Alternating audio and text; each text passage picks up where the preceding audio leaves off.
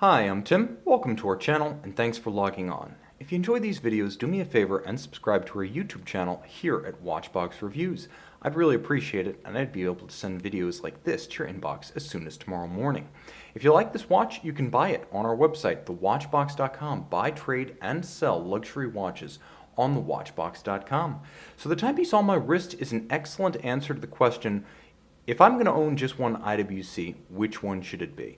And this is the IWC Portuguese Automatic 5001-09 in stainless steel. It can be confusing when shopping IWC, unlike many brands that have two, maybe three really strong models and one, maybe two strong model lines. IWC does a fair bit of business in the Portuguese, Engineer, Aquatimer, and Pilot series, and it can be confusing even within those series which ones are really the design icons, as even the Big Pilot, one of IWC's iconic watches, has only been around since 2002 in its current form.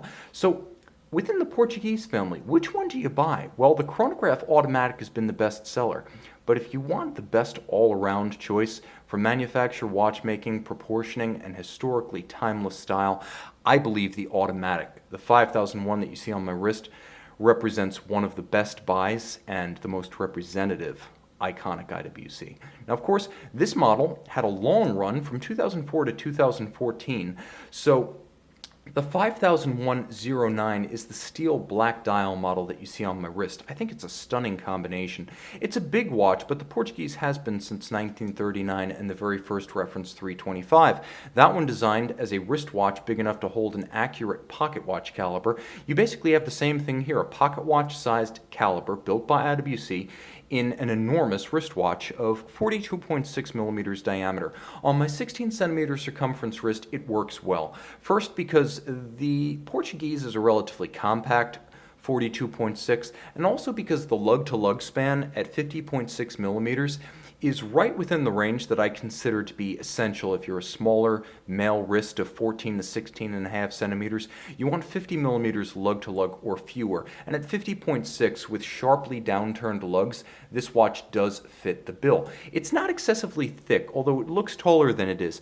14.4 millimeters, because of the slope of the concave bezel, you'll find that it is not encumbered by sleeves and vice versa, as any jacket and most dress cuffs will be able to slide up over the flank of this watch. I do think it's important to emphasize the shape of those lugs. When I talk about fit, the shape of lugs, just as much as the span, lug to lug, can help to influence how it fits on your wrist. And you'll note there's no constraint in the movement of the strap. You can pull it straight down around a smaller wrist, and the lugs themselves are dramatically downturned, draped around your wrist rather than flaring out. The strap is nicely made. It's an IWC factory strap with a medium rectangular scale alligator leather, matte finish, folded edge, monotone stitch, and as you can see, it's matched with an IWC factory deployant clasp, nicely blasted and polished on the inside. You can see that it's also satin finished and polished, as well as faceted and beveled on its exterior. The case is handsome, but simple and classical, as the caseband itself is actually quite fine. It's a thin caseband for such a large watch, and it's satin finished to break up the mass of metal. The edge of the bezel is polished, the edge of the caseback is polished. There's a linear striation or graining across the midcase that's quite handsome and makes for excellent contrast. The multiple junctions of caseback, as well as lip of caseback with caseback, midcase, bezel, and lip of bezel, create strong horizontal lines that carry the eye from lug to lug, and the lugs themselves are nicely shaped, tapered, delicate, handsome, and clearly inspired by the 1930s period that spawned the original Portugueser. Whether you call it Portuguese or Portugueser, the original watch was initiated as a project requested from the Portuguese distributors of IWC, and that first watch at 40 millimeters plus was considered to be a monster in its day back when the similarly shaped Patek Philippe caliber, or I should say reference 96, was actually about 30 millimeters, and that reference 96, again with the same shape as the Portuguese, are also of the Art Deco period, but with a very different mechanical philosophy behind it. Now, by creating this concave bezel, IWC does visually pare the mass down a little bit, and you'll note that when you look at the watch from head on, yes, horrible light right there, but you can see that the bezel really melts away. This one's all about dial. Maybe we can even give ourselves a bit more aperture here now that we're close to the watch. Okay. So highlights of the dial include railroad track outboard, applied indices, applied Arabic numerals, leaf or foy style hands, and as you can see, slightly countersunk and nicely balanced 9 o'clock and 3 o'clock subregisters. Constant seconds with its own miniature railroad track and a Lancet style seconds hand, and a matching Lancet style seconds hand on the 7-day sector style power reserve. Now you can wind the watch, and I must say, for something with 168 hours of power reserve, it does move quickly. The gearing is high. You don't necessarily have to wind this all day. For example, a 5-day power reserve Blancpain 50 fathoms requires 108 turns. This does not. Nevertheless, it's best to just let it wind itself. You can see that there is a nicely balanced monotone date disc at 6 o'clock, taking the place of an index.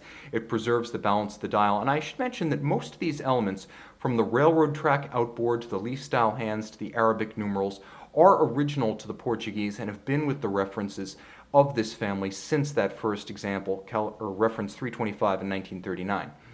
Now, that one featured a caliber that was an IWC pocket watch manual. This one features a pocket watch sized IWC automatic. This is reference 51011. Automatic winding with the 7-day power reserve does feature a free-sprung balance for toughness. It is adjusted in 5 positions, which is chronometer grade. And then you can see the hairspring features an overcoil bend. So it's a handmade overcoil hairspring designed to help the watch beat concentrically in any position with respect to gravity as it's adjusted. Yellow gold IWC Probus Scafusia medallion, company logo and motto in yellow gold inset within a skeletonized winding rotor. And you'll note the twin pawls of the IWC pawl-based bidirectional peloton winding system, invented in the middle of the 20th century, roughly 1950, by famed IWC watchmaker Albert Peloton. It is both highly efficient and immensely shock resistant for an automatic system. Of course, the movement that you see here, featuring 42 jewels, and a handsome composition of circular Côte de Genève blasted finish atop the rotor, and you might even be able to see there's a little bit of a engine turn perlage on the base plate beneath the balance. It beats away at 21,600 vibrations per hour, and yes, you can hack or stop the balance to precisely synchronize to an accurate reference time. You can stop the seconds hand, and there is also, should you wish to rapidly cycle the date, a quick set system so you can rapidly fly through and correct the watch should it run down or encounter an irregular length month. A solid timekeeper, a long-legged watch that's ideally suited to those who have multiple watches in their collection and might only wear one or 2 days a week. This one is able to bridge those gaps between the days on the wrist and the days when it is not. All IWC, inside and out. This is a sensational product, and yes, if you're going to own just one IWC that's not a sports watch, your ship has come in. Own the IWC Portuguese Automatic 5001-09.